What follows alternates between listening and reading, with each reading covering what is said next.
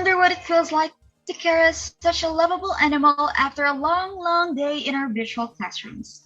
Must be very comforting. Moving on, we have here with us the last, but definitely not the least partaker from STEM 12 Miss Bridget Azeline B. Swanko.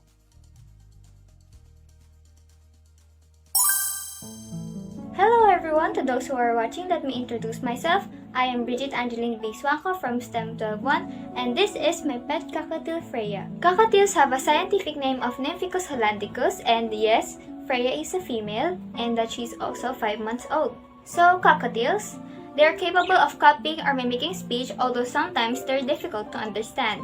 These birds are good at whistling, and you can also practice them or teach them to sing along to tunes. They may be too loud and too hyper once you get close to them because they're very social and friendly birds.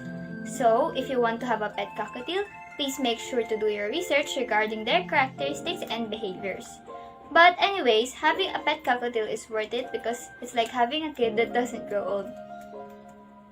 So here are the skills or talents Freya can do.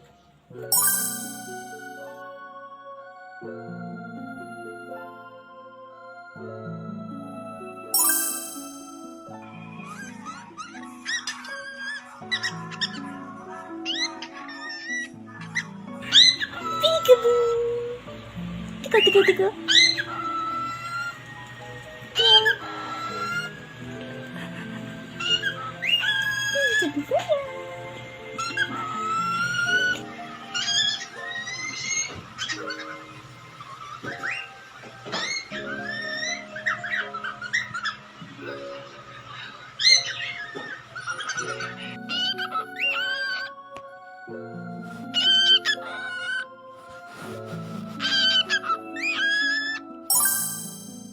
Tickle, tickle.